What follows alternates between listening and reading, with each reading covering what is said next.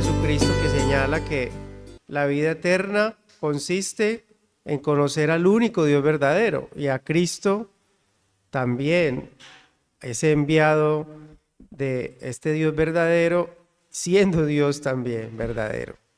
Entonces, lo estamos haciendo nosotros mediante el estudio de los atributos de Dios, mediante el estudio de los atributos de Dios.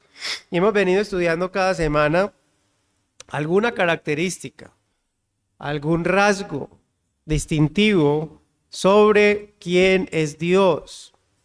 Y ya hemos trasegado por un buen número de conceptos sobre quién es Dios. Deberíamos en este momento tener una idea más clara de quién es Dios.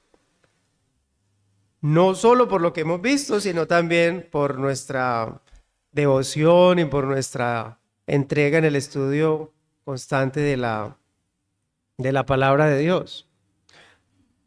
No sé si pasa, está bien. Entonces vamos a hacer un repaso rápido. Esto es lo que hemos visto hasta el momento. Hemos visto sobre la simplicidad de Dios, hemos visto sobre la omnisciencia de Dios. ¿Qué es sobre la simplicidad de Dios? Vamos a hacer un pequeño repaso muy rápido. Cuando hablamos de la simplicidad de Dios, si usted escucha ese concepto, ¿a qué se refiere eso?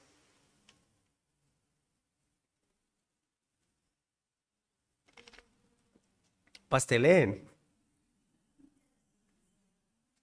Cuando usted escuche, ay, ¿qué es? Cuando hablamos de la simplicidad de Dios, ¿a qué se refiere eso? Una idea, no tiene que ser, eso significa, no es que vamos, porque uno no memoriza realmente de esa perspectiva. Sí tiene una idea. ¿Cuál es la idea de la simplicidad de Dios? Hay una idea principal ahí, que nuestro hermano Jeffrey explicaba con un gráfico. Siempre vaya al gráfico, siempre vaya al gráfico. ¿A qué se refiere la simplicidad de Dios? Simplicidad. No. Claro, yo cada rato hablo, siempre estoy refiriéndome al primer momento de la... ¿Cómo?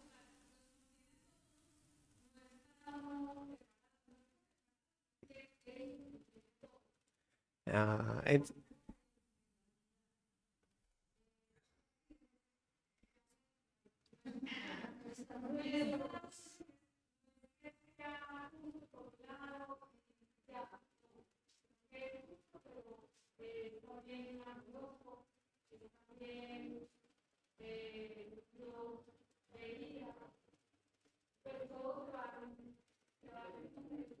muy bien. La simplicidad de Dios siempre, mira, uno no se aprende algunos conceptos de memoria, ni siquiera los estudiantes en este momento. Es correcto, por decirlo así. Sí, ¿cuál es la idea? Tener la orientación correcta del concepto, lo que acabas de decir. Cuando hablamos de la simplicidad de Dios, que siempre hacemos referencia, es a que los atributos de Dios, o lo que estamos estudiando de Dios, de sus características, no son como separados, que Dios utilizara, hoy voy a ser justo, entonces utilizo la justicia, hoy voy a ser santo, entonces utilizo la santidad, hoy voy a ser amoroso, entonces tomo el amor. Eso no funciona así, sino que todos están entrelazados. Entonces la simplicidad de Dios habla de que todos los atributos de Dios son simétricamente correctos, es decir, están en igual de condición, hay simetría, son iguales todos, no hay uno más que otro, no es que la ira sea menor que la misericordia grande, porque la Biblia dice, grande en misericordia, tardo para la ira. Entonces como que si la ira fuera aquí y la misericordia aquí, no, ahí sí, son iguales, todos, y todos están en conjunto, en simetría. Dios es grande en misericordia y tardo para la ira. Eso significa que su ira se va acumulando y va a ser desatada al mismo nivel de su misericordia al final. Entonces, la simplicidad de Dios tiene que ver con que todos los atributos de Dios están unidos en su ser, están intrínsecamente vinculados, listo, están ahí. Dios es eterno y es eternamente santo. Dios es santo y es santo y justo porque reacciona con justicia. Dios es justo y su reacción es su ira ante la injusticia. Todos están entrelazados, todos. Eso es el concepto de simplicidad. Y siempre nos referimos, porque ese concepto es básico para comprender sobre los atributos de Dios, porque todos están haciendo parte del carácter de Dios, todos esos atributos. Muy bien. Cuando hablamos sobre la omnisciencia, ¿qué es la omnisciencia?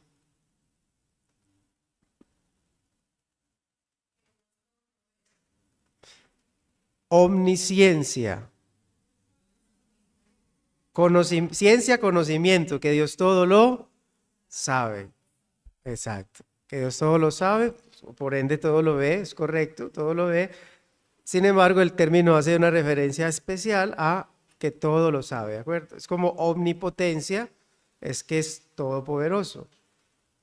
Y omnipresencia, que está en todo lugar. Eso no la omnipresencia, por ejemplo, no la tocamos. Hemos tocado otras características, solo me refiero a esos tres como los más comunes atributos de Dios.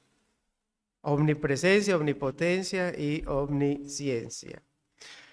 Muy bien, vamos entonces a dar continuidad a nuestro estudio y hoy estaremos hablando sobre la gracia de Dios, que también es un concepto bastante amplio, muy amplio, como lo hemos descrito en algunos momentos. Todo lo que hemos estudiado es para hacer una serie completa de cada uno, todos los atributos de Dios. Uno a uno sería una serie completa. Y ahí podríamos extendernos. Solo estamos haciendo una visual general. Una visual general. Vamos a hablar sobre la gracia de Dios y vamos a conservar nuestra intención de repasar este término, mirando en primer lugar su definición, luego algunas de sus características y también considerando algunas aplicaciones prácticas de esta enseñanza. Iniciemos entonces con la palabra gracia. ¿Cómo la define el diccionario de la Real Academia Española? Tiene muchas definiciones, muchas definiciones. Solo cité algunas que pueden ayudarnos, porque esta palabra está mezclada también como con amabilidad, como con ser, de ahí viene agraciado, incluso con un aspecto como de buena apariencia. Y de ahí que también se define como, ay, esa persona es como toda agraciada, ¿no la han escuchado? Como que tiene su gracia. Entonces, hay un concepto allí que tiene que ver con algo de amabilidad. Y es uno de los conceptos que tiene el diccionario. El primero, don o favor que se hace sin merecimiento particular. Una concesión gratuita.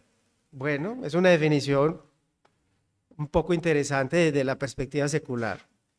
Sin embargo, vienen y le introducen otra definición y dice perdón o indulto. Mira, aquí ya se empieza a desdibujar un poco el concepto. Porque ya tiene, es que eso es como si habláramos de un indulto, de perdón o indulto. También habla de potestad de otorgar indultos, o sea, cuando los gobernantes ejercían ese tema del indulto, es como halló gracia ese personaje delante del gobernante y lo declaró en indulto, lo perdonó. Y otro concepto habla de afabilidad, o sea, que es muy amable, buen modo en el trato con las personas. Ahí donde también hay un concepto hacia, mira, tiene su gracia, tiene su gracia. Con relación a la escritura y con relación a lo que nosotros hemos venido estudiando, es decir, desde una perspectiva bíblica y desde una concepción teológica, debemos decir que la gracia, algunos teólogos estudiosos han citado sobre esta definición como el favor soberano y salvador de Dios, ejercido en la concesión de bendiciones a los que no tienen mérito propio y por las cuales no se le exige compensación alguna. Ya como que se vuelve un poco más profundo el concepto. Utiliza también la palabra concesión, que la vimos en una de las definiciones del diccionario de la Real Academia Española. Sin embargo, ya tiene un enfoque más profundo, más con relación a la salvación en sí mismo, sin mérito de la criatura, sin mérito propio de ese ser salvado, y que porque no es meritorio, es decir, no tiene mérito ese ser, por lo tanto, no hay exigencia de compensarse con algo. Más aún todavía debemos decir que ese favor de Dios, para acabar de ajustar, se muestra es para aquellos que no solo no tienen méritos en sí mismos, sino que además lo que merecen es lo contrario. Lo malo, la condenación eterna, porque su actuar es malo. Es decir, la gracia es un favor sin mérito del ser que recibe el favor. Y aparte de eso, el ser que está recibiendo ese favor hace lo contrario. O sea, no tiene mérito y al contrario, hace méritos para ser condenado. Es peor, es doble, digámoslo así, el panorama de dificultad, y que por eso toma relevancia el concepto de gracia. No solo es un favor inmerecido, sino que además ese personaje que recibe el favor está siendo enemigo de aquel que le está haciendo ese favor. O sea, que recibe realmente es algo muy distinto a sus acciones, totalmente contrario a sus acciones. Dice Romanos capítulo 11, versículo 6, y si es por gracia, ya no es por obras. De otra manera, la gracia ya no sería gracia. Y si es por obras, ya no es gracia. De otra manera, la obra ya no sería obra. Y aquí vemos que ya en la Biblia, la palabra gracia está directamente contrastada con las obras. Directamente está contrastada con las obras. Es decir, Pablo, inspirado por el Espíritu Santo, empieza a entregarnos la claridad sobre ese concepto de gracia. Y dice, si es por gracia, no es por nada de acciones ni de obras. Porque si fuera por obras, entonces ya no es por gracia. Porque es un tema sin mérito. La palabra que utiliza aquí Pablo es la palabra charis, que habla de una influencia divina sobre el corazón y su reflejo en la vida. Es un tema de merecer aprobación, aprobar un donativo, un favor. De ahí viene ese concepto gracia. La palabra gracia viene de ese concepto griego, que es una influencia directamente divina, sale de los méritos propios de aquel que está recibiendo este favor. Por lo tanto, para seguir ampliando todo este concepto, debemos citar que la gracia no puede ser comprada, no puede ser lograda, no puede ser ganada por ninguna criatura. Si lo pudiera hacer, no sería gracia. Deja de ser gracia. Entonces, no puede ser comprada, no puede ser lograda, no puede ser ganada. Cuando se dice, como en nuestras formas de comunicación, cuando se dice que una cosa es de gracia, se quiere decir que el que la recibe no tiene derecho alguno sobre ella. Que no se le adeudaba, es decir, no es un derecho ni siquiera que tuviera esa persona. Esto lo recibí por gracia, o sea, no era mi derecho ni siquiera. No me lo debían. Le llega como simple caridad que incluso ni siquiera pidió. La gracia es completamente inmerecida. Nada puede haber en aquellos a quienes se otorga que pueda lograrla. Nada, absolutamente nada. Realmente, este concepto o este atributo del carácter de Dios, es importante empezar a orientarnos a que es un atributo exclusivamente dirigido solo para sus elegidos, solo para sus hijos, solo para su pueblo, solo para su iglesia. Ni en el Antiguo Testamento ni en el Nuevo Testamento se indica, se señala ningún aspecto que la gracia de Dios en relación con la especie humana y en general es decir, con toda su creación, no hay gracia de la que estamos hablando, de ese favor inmerecido. Bueno, algunos han hablado, este es un tema de discusión, porque algunos han hablado de gracia común, como es una gracia general. Eso es un concepto que está en discusión realmente. Lo mencionamos como para que nuestra mente tenga esa claridad, pero no es del todo correcto. Cuando estudiamos, por ejemplo, sobre el amor, veíamos que hay una parte benefactora de Dios. Dios es benefactor hacia su creación, es un amor benefactor, pero no es un amor especial. Es decir, hay misericordia, que la misericordia, aquí es donde se distingue la gracia de la misericordia, porque la misericordia, sí, según las Escrituras, está sobre toda la creación. La misericordia está sobre toda la creación, pero su gracia no. Su gracia no está sobre toda la creación. Y eso es lo que distingue la misericordia de la gracia. Dice la Escritura, porque Dios es clemente, misericordioso para con todos. Clemente y misericordioso. Sin embargo, no hay un texto bíblico que señale sobre su gracia para con todos. No lo hay. Es importante tener esa aclaración. Reitero, algunos han tratado de dar esa aclaración mencionando un concepto de gracia común, que si vemos al final, por eso otros en esa discusión han dicho, esa gracia no existe como tal el concepto, porque al final esa gracia común, ¿qué termina siendo? Destrucción. Gracia, y algunos la llaman entonces, no, ¿cuál gracia común? Al final es una gracia destructora. Porque ¿cómo termina esa criatura tratada entonces con esa supuesta gracia común? En condenación. Entonces al final no era la gracia que estábamos nosotros hablando hoy. Porque la gracia es un favor sin merecimiento que se está haciendo a una criatura que incluso está haciendo lo contrario al mandato divino. El favor absoluto de Dios no es compatible con el mérito humano. Y eso, para tenerlo nosotros en mayor claridad, es como mezclar el agua con el aceite. No tiene nada que ver con el mérito humano. La gracia de Dios no tiene nada que ver con el mérito humano. La justificación del ser humano que está en oscuridad se da por gracia a través de la fe. Y esto no es que Dios se lo deba. Él lo otorga porque es inmerecido. No es una deuda.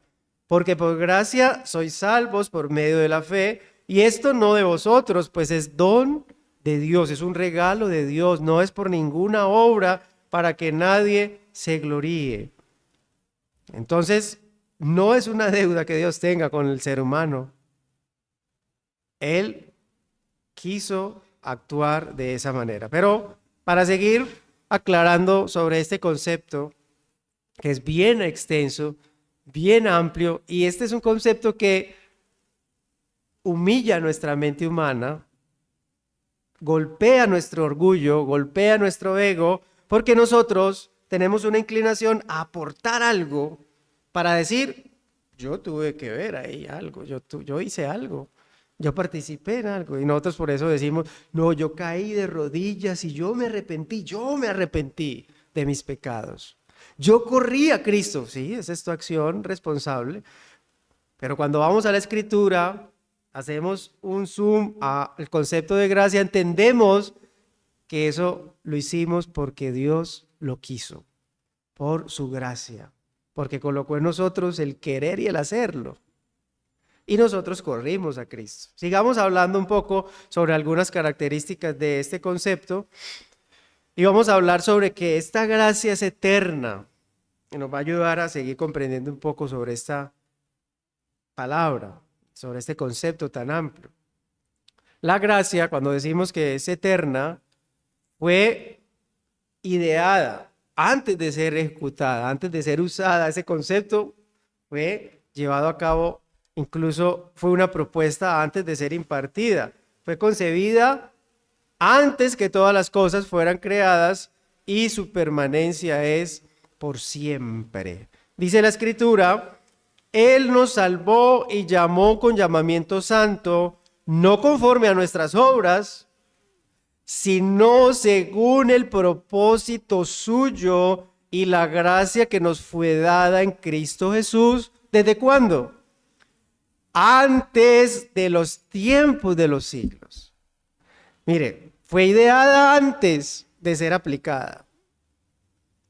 Cuando nosotros llegamos a Cristo, claro que nos hemos esforzado, luchamos contra el pecado, tuvimos un día de contrición, llegamos en arrepentimiento a Cristo por la predicación de la palabra, y cuando llegamos a la Escritura entendemos que no fueron tus lágrimas, no fue tu querer ser en agrado a Dios, sino que de antemano, desde antes de los tiempos de los siglos, según el propósito suyo, según su gracia, ya había sido destinado para llegar en arrepentimiento a Dios. Por su gracia, por su gracia. Entonces entendemos que no es por nuestros méritos. Esto realmente consuela nuestros corazones y al mismo tiempo humilla nuestras vidas. Porque nosotros podemos estar sentados allí y participar de todo este escenario del cristianismo y decir, bueno, qué bien he hecho yo, que soy tan esforzado. Y vamos a la Biblia y vemos que no fue por tus obras, es por su gracia. No es por lo que nosotros hubiéramos podido aportar. Sigue diciendo Pablo, para que justificados por su gracia llegáramos a ser herederos conforme a la esperanza de la vida eterna. Entonces no solamente fue diseñada desde antes de la fundación del mundo, sino que además está diseñada para ser por la eternidad. Por la eternidad, dice, justificados por su gracia, llegáramos a ser herederos conforme a la esperanza de la vida eterna. O sea que fue diseñada antes de la fundación del mundo, aplicada a aquellos que son el pueblo de Dios y es para vida eterna. Su gracia es eterna. Además, su gracia es gratuita, como su nombre lo indica, un favor inmerecido. Esa gracia es gratuita porque no hay un ser en el universo que pueda condicionar a Dios. Él es soberano, nadie lo puede forzar o obligar y menos aún comprar su favor. Nadie en esta creación puede forzar, condicionar a Dios como que tú me tienes que salvar a mí porque yo he hecho esto. Nadie puede hacer eso. Nadie jamás adquirió este favor por merecimiento. Nadie hizo algo que mereciera el favor de Dios. No hay sacrificio, no hay acción que mueva el corazón de Dios a impartir de forma condicionada su gracia. Y vimos un ejemplo con Sodoma y Gomorra, cuando repasábamos sobre la justicia. Que vuelvo y reitero la simplicidad de Dios que habla de cómo están unidos todos sus caracteres, todos estos caracteres, todos estos aspectos de Dios. Vemos que su justicia está unida con su gracia. Porque si hubiera tan solo 50, yo no destruyo esa ciudad. No hay mérito para eso. No hay mérito porque no habían 50. Nadie ha podido hacer ni podrá hacer una obra que alcance el mérito de Dios. Dice la Escritura, porque Jehová vuestro Dios es Dios de dioses y Señor de señores. Dios grande, poderoso y temible, que no hace acepción de personas ni recibe sobornos. Pero muchos hoy, alejados de esta realidad escritural, creen que pueden sobornar a Dios. Y hago un paréntesis, van y ofrecen cosas a supuesto Dios que adoran, incluso para que puedan tener buena puntería al momento de cometer un homicidio. Eso es irracional realmente ante lo que la Escritura dice. No recibe sobornos. Su gracia es gratuita, dice la Escritura, siendo justificados gratuitamente por su gracia. Hay que aclarar también lo siguiente: la gracia es gratis porque Cristo pagó lo costosa que es. Así que no es barata. La gracia es gratis, pero no es barata. Esto es importante tenerlo en cuenta. La gracia es gratis, pero tuvo un costo muy alto, que fue la muerte de Cristo en la cruz. Entonces es gratuita, pero no barata. ¿Y esto qué demanda entonces? Que aquellos que se dicen ser seguidores de Cristo deben vivir centrados en el Evangelio, moldeados por Cristo y pareciéndose más a Cristo. Porque es el precio tan alto que pagó en la cruz el que ha permitido su gratuidad. Alguien pagó el precio, por eso no es una gracia barata. La gracia es soberana. Al ser Dios soberano y eterno, su gracia es otorgada de conformidad con su voluntad y elección. Dios ejerce, otorga su gracia a quien Él quiere. Al ser un favor inmerecido, es un favor que es concedido de manera soberana. Por eso está el concepto también de gracia soberana. Incluso algunas congregaciones se llaman así, gracia soberana. Dice la Escritura, Efesios capítulo 1, vamos a enfocarnos solamente en este texto: por su amor nos predestinó para ser adoptados hijos suyos por medio de Jesucristo, según el puro afecto de su voluntad, para alabanza de la gloria de su gracia, con la cual nos hizo aceptos en el amado, según el puro afecto de su voluntad, según como Él quiso hacerlo. Está queriendo decir la Escritura, como Él lo quiso hacer. Él es soberano. Dios no está obligado para con ninguna de sus criaturas, y mucho menos para aquellos que son rebeldes. ¿Todas las criaturas de Dios son rebeldes? Sí. Después de el pecado haber entrado a la humanidad por medio de Adán, toda criatura está en rebeldía contra Dios. El pecado separó esa relación que había entre esas criaturas y el Dios creador. Y por lo tanto, Dios no está obligado con ninguna de sus criaturas, y mucho menos con las que están en rebeldía. Si Dios mostrara su gracia para con todos los descendientes de Adán, podríamos entonces llegar a la conclusión de que Dios está obligado a llevarlos a todos al cielo. Y esto es un concepto que hoy es común. No, es que el ser humano, mira ahí donde está una de las conclusiones a las cuales ha llegado el supuesto cristianismo contemporáneo con la humanidad tan elevada que se ha entregado, es humanismo exagerado dentro del cristianismo. Cuando dice el hombre es el centro de la creación de Dios, es su máxima creación. Por lo tanto, Dios está obligado a llevarlo al cielo, no importa qué sea, porque es su máxima creación. Y no es correcto. Dios no está obligado con ninguna de sus criaturas, mucho menos aquellos que están en rebeldía. determinó manifestar su favor para algunos de esta creación caída, y que aprendíamos que a diferencia de los ángeles, no hubo para estas criaturas que fallaron gracia, hubo condenación. Simplemente Dios determinó que para esta creación humana caída, para algunos les da su favor que no merecen, aunque estén en rebeldía.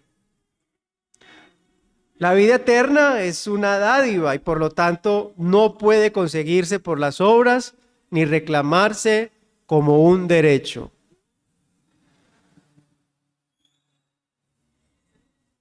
Eso es un carro.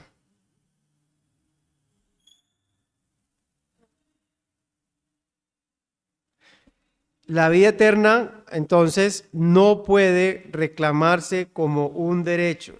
Si la salvación es un regalo, es una dádiva, ¿quién tiene derecho alguno para decir a Dios a quién debería concederla? ¿Qué es lo que hace nuestra mente? Este concepto es tan extenso, tan amplio, que nos lleva a estos cuestionamientos. ¿Por qué a unos sí y a otros no? Y este es uno de los conceptos con los cuales hemos nosotros debatido en nuestra mente y todavía, porque el ser humano tiene esta tendencia. Dentro de esa oscuridad que habita, dentro de esa incompetitividad que tiene para salir de ella por sus propios medios, quiere aportar algo, quiere sentir que hizo algo para su salvación. Y nosotros incluso pudiésemos llegar a caer en esta situación. Porque si nos llegaran a preguntar ¿por qué somos salvos?, ¿qué diríamos? ¿Por qué somos salvos? Si somos salvos, sí.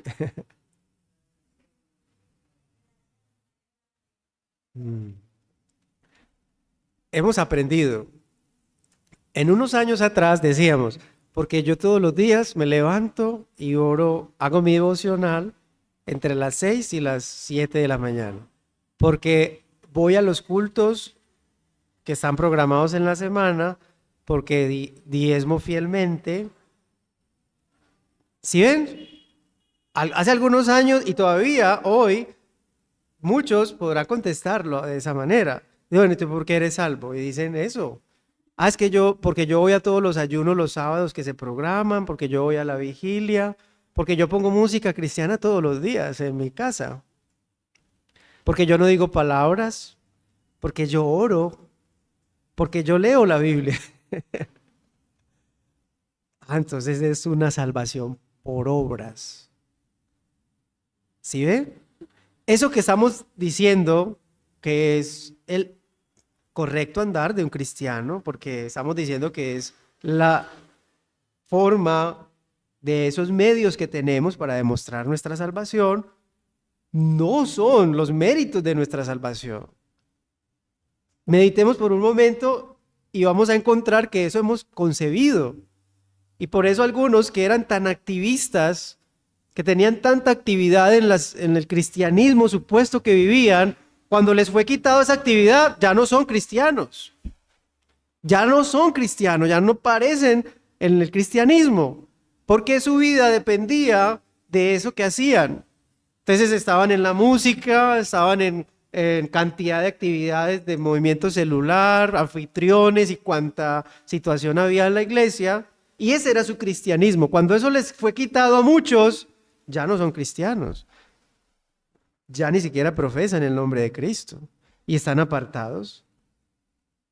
Y si les preguntaba a uno entonces en ese momento por qué eran cristianos, por qué eran salvos, decían, porque yo voy al grupo familiar. Ese es el punto que hay cuando nos alejamos de la Escritura y nuestro corazón tiene esta tendencia a que queremos aportar algo, sentir que aportamos algo a la salvación. O sea, nos cuesta No, somos salvos por la obra de Cristo, solo por su gracia, solo por sus méritos. Lo que empiezo a reflejar yo entonces es que como estoy bajo su línea, estoy unido a Él, empiezo a obedecer su mandato, empiezo a agradarlo, empiezo a orar porque entiendo que Él me ha salvado por su gracia. No oro porque con eso consuelo mi conciencia porque voy a ser salvo mientras oro, pero si dejo de orar, entonces ya no soy salvo. Y no estoy diciendo que no oremos, sino que empezamos a justificar nuestra salvación en nuestras obras, y es por la gracia. El hombre debe ser sacado de la oscuridad solo por la gracia de Dios. Dice Cristo, todo lo que el Padre me da vendrá a mí, y el que a mí viene no le echo fuera, porque he descendido del cielo no para hacer mi voluntad, sino la voluntad del que me envió. Jesús, y entra en escena en esta gracia soberana, jamás va a rechazar a aquel que viene a él porque el Padre lo envió. Y aquí tenemos un malentendido de la gracia. Porque, ¿cómo así? Entonces, como hay una elección, porque Dios determinó salvar a algunos de esa creación caída y a otros no, entonces hay injusticia en Dios. Eso es lo que empieza nuestra mente a cavilar. Porque entonces, ¿cómo así que Dios tiene un elegido? Entonces, cuando alguien va en arrepentimiento a Cristo, Él saca la lista y dice, no, Adrián, tú no estás en esta lista. Rechazado, no eres elegido. Eso es incorrecto. Aquella persona que va en arrepentimiento a Cristo es porque es de Cristo. Todo el que el Padre me da, vendrá a mí. O sea que una persona que llega en arrepentimiento a Cristo no va a ser rechazada. Es de Cristo. Dice, yo no le echo fuera. Y dice además, y esta es la voluntad del Padre, el que me envió, que todo lo que me diere no pierda yo nada, sino que lo resucite en el día postrero. Jesús no va a rechazar jamás a alguien que viene a Él porque el Padre lo concedió así. Entonces es importante tener esa claridad porque Él mismo dice, y esta es la voluntad del que me ha enviado, que todo aquel que ve al Hijo y cree en Él tenga vida eterna, y yo le resucitaré en el día postrero. Si Dios decide ejercer su derecho soberano de escoger entre un mundo lleno de pecadores e incrédulos, un número limitado para salvación, ¿quién puede sentirse perjudicado? Porque nuestra mente comienza a tener ese contraste. ¿Está obligado Dios a dar por la fuerza su dádiva a aquellos que no la aprecian? No. ¿Qué piensa el impío de Dios? Que Dios es un Dios permisivo, que es como una especie de alcahuetería, porque como Él es tan amoroso, no, yo puedo seguir mi vida como si nada pasara. No tengo que prestar atención a sus mandatos, y no estamos hablando de que la salvación sea por cumplir esos mandatos, sino que ya he rechazado de entrada ese favor inmerecido de Dios. ¿Está obligado Dios a salvar los que han tomado como resolución de sus vidas sus propios caminos seguir?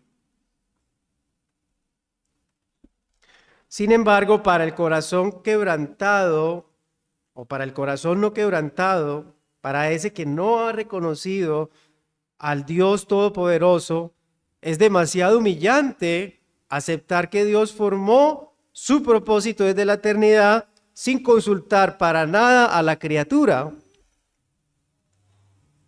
Y es de esto, no hay nada más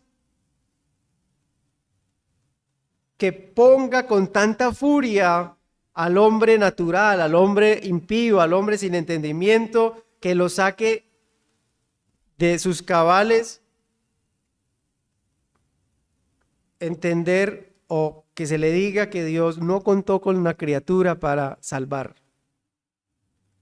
Dios no contó con nadie para salvarlos. Simplemente en su soberanía quiso salvar a algunos. Esto para el que se cree correcto, es demasiado difícil creer que la gracia no puede conseguirse ni ganarse por el propio esfuerzo. Este concepto es tan complejo y que solo por la iluminación del Espíritu Santo podemos tener ese descanso y esa paz, que tenemos una posición histórica que resalta la responsabilidad humana y que contravierte ese concepto de la gracia. No. Realmente yo sí aporto algo para la salvación. Tuya es la decisión. Y eso es un tema fuerte, desmedido hacia la responsabilidad humana, y vienen posturas como el decisionismo. Por eso viene el tema de haz esta oración. Si no haces esta oración, no podrás ser salvo. Ni siquiera dependemos de hacer una oración para la salvación.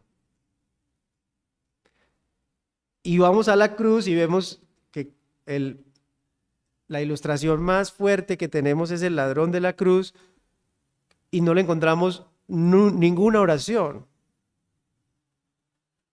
Por lo menos una oración estructurada no tiene.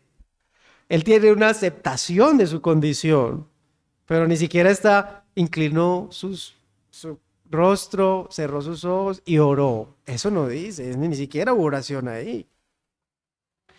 Y muchos, si vemos en el relato del Nuevo Testamento, vemos que muchos no vemos haciendo una oración. Zaqueo, baja de allí que hoy ha llegado la salvación.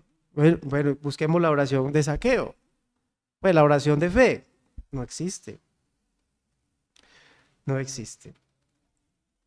Sin embargo, el barro se levanta contra el alfarero y pregunta: ¿por qué me has hecho así? El rebelde desaforado se atreve a disputar la justicia de la soberanía divina. Esto es lo común. Pablo lo relata. Y no solo esto, sino también cuando Rebeca concibió de Isaac nuestro padre, pues no había aún nacido, ni había hecho ni aún ni bien ni mal, para que el propósito de Dios conforme a la elección permaneciese, no por las obras, sino por el que llama. Se le dijo: el mayor servirá al menor, como está escrito: a Jacob amé, mas a Esaú aborrecí. ¿Qué pues diremos? ¿Que hay injusticia en Dios? En ninguna manera. Pues a Moisés dice: tendré misericordia del que yo tenga misericordia, y me compadeceré del que yo me compadezca. Así que no depende del que quiera ni del que corre, sino de Dios que tiene misericordia, porque la Escritura dice: a Faraón, para esto mismo te he levantado, para mostrar en ti mi poder y para que mi nombre sea anunciado por toda la tierra. De manera que de quien quiere tiene misericordia, y al que quiere endurecer, endurece. Pero me dirás: ¿por qué pues sin culpa? Porque ¿quién ha resistido su voluntad? Mas antes, oh hombre, ¿quién eres tú para que alterques con Dios? Dirá el vaso de barro el que lo formó: ¿por qué me has hecho así? ¿O no tiene potestad el alfarero sobre el barro para hacer de la misma masa un vaso para honra y otro para deshonra? ¿Y qué si Dios, queriendo mostrar su ira y hacer notorio su poder, soportó con mucha paciencia los vasos de ira preparados para destrucción, y para hacer notorias las riquezas de su gloria, las mostró para con los vasos de misericordia que él preparó de antemano para gloria? Esta discusión prevalece. Pablo hace como una idea de otro personaje con el que él discute, y está hablando de esto que nosotros todavía discutimos. Su gracia es inmerecida. Y se revela entonces este favor de Dios, esta gracia, a través del Señor Jesucristo y para Él. Dice Juan capítulo 1, versos del 17 al 18, porque la ley fue dada por medio de Moisés, pero la gracia y la verdad vinieron por medio de Jesucristo. A Dios nadie lo ha visto jamás. El unigénito Hijo que está en el seno del Padre, Él lo ha dado a conocer. Entonces, La gracia y la verdad vinieron por medio de Jesucristo. Esto no quiere decir que Dios hubiera actuado sin gracia para con nadie antes de que su Hijo se encarnara. Es importante aclarar que lo que encontramos en la Biblia de este concepto de gracia desde el Antiguo Testamento, vamos a encontrarlo solo para aquellos que hicieron parte de su pueblo, como lo aclarábamos al principio. Muchos textos del Antiguo Testamento demuestran que Dios sí manifestó su gracia para con su pueblo. Por ejemplo, dice, pero Noé halló gracia ante los ojos de Jehová. ¿Y qué pasó con Noé? Fue salvado. No vamos a encontrar otra cita con el concepto gracia hacia otro tipo de escenario. La gracia y la verdad fueron reveladas plenamente y declaradas perfectamente cuando Cristo vino a esta tierra y murió por los suyos en la cruz. Dios fluye para con sus elegidos solo a través de Cristo el mediador. Esa es la revelación máxima de su gracia, Jesucristo, para que así como el pecado reinó para muerte, así también la gracia reine por la justicia para vida eterna mediante Jesucristo, Señor nuestro. Entra en escena el protagonista principal de la historia de redención, Jesucristo, el verdadero héroe de la Biblia. El Evangelio considera a todo descendiente de Adán como pecador caído, contaminado, merecedor del infierno, desamparado. Y lo que hace la gracia es anunciar la esperanza. La gracia que se anuncia en el Evangelio es la única esperanza. Todos aparecemos delante de Dios convictos de transgresión de su santa ley y por lo tanto figuramos como criminales, culpables, condenados.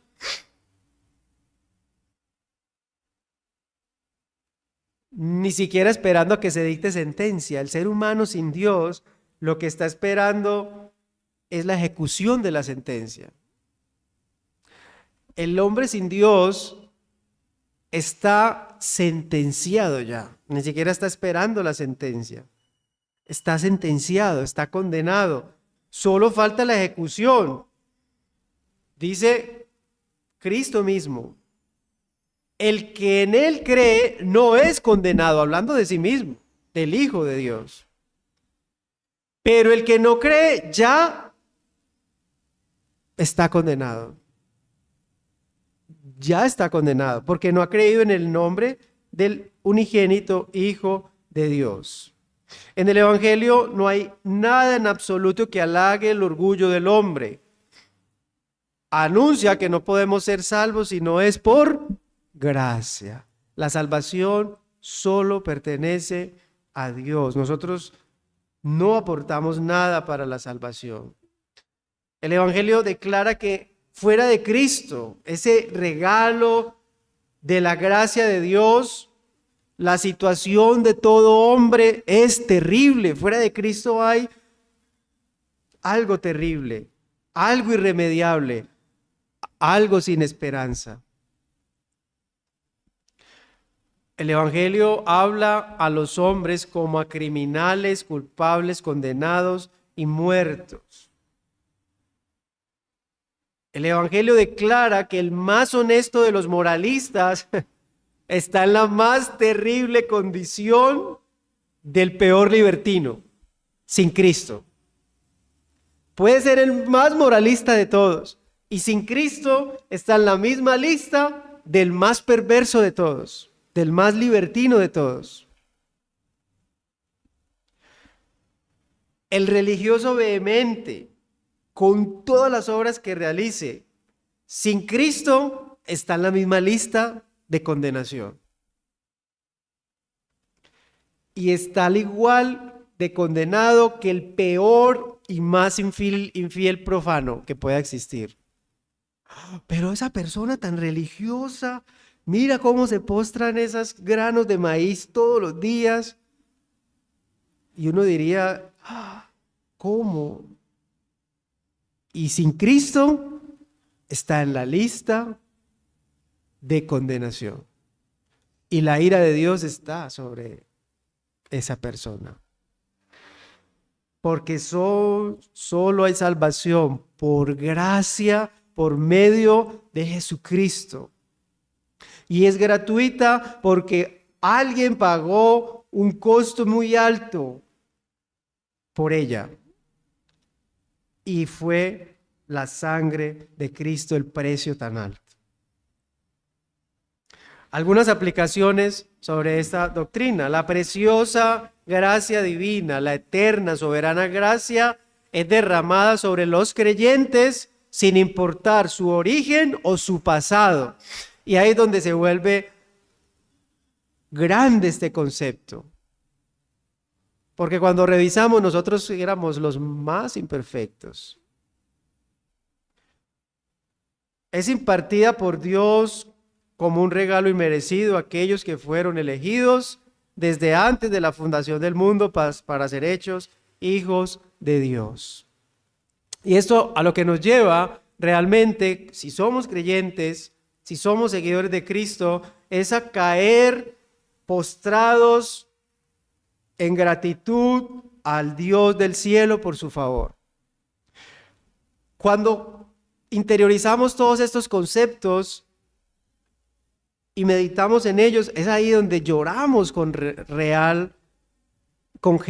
algo genuino de nuestro corazón, con real emoción.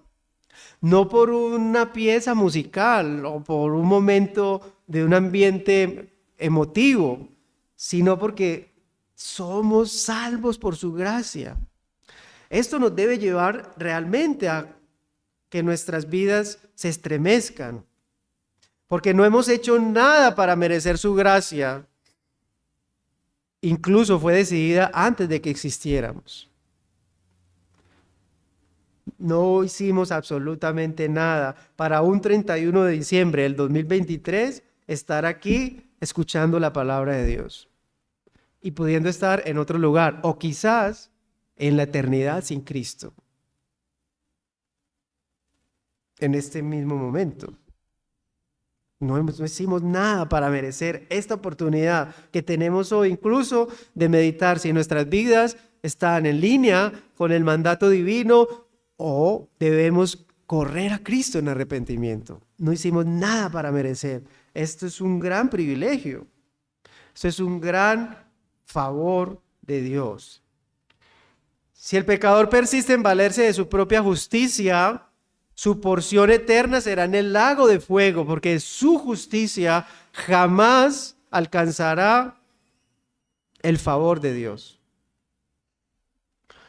Realmente, la única esperanza consiste en inclinarse a la sentencia que la justicia divina ha dictado contra el pecador, reconocer la absoluta rectitud de esa justicia y abandonarse a la misericordia de Dios y presentar las manos vacías para asirse de la gracia de Dios que el Evangelio le presenta. Es lo único que queda, correr a Cristo en arrepentimiento y aceptar su salvación y su regalo. Sí, así está dentro del propósito de Dios. Vamos a orar y tenemos algún momento de alguna pregunta, alguna inquietud. Padre eterno, te damos gracias en esta mañana por tu benignidad, poder terminar este año escuchando tu palabra, teniendo la oportunidad de revisar nuestras vidas, de examinarnos. Somos privilegiados de tener el entendimiento, la claridad de escuchar tu palabra. Somos privilegiados por tu gracia y por tu favor. Indignos, débiles, reconociendo nuestra necesidad, y sin embargo aquí, por tu misericordia, estamos escuchando esta oportunidad de salvación, si es que aún no la tenemos. Y si la tenemos, solo darte gracias, gracias, gracias por permitirnos cerrar este año en tus caminos, prevaleciendo, permaneciendo, entendiendo que es por tu gracia, por tu favor, que nuestros méritos no alcanzan, que nuestro esfuerzo es limitado, se agota, incluso no queremos a veces avanzar. No lo deseamos, nos desanimamos. Y sin embargo, por tu gracia, por tu favor, somos sostenidos. Gracias te damos por tu favor inmerecido para con nosotros. En Cristo Jesús. Amén y amén. No sé si tengan alguna pregunta, algún aporte al respecto.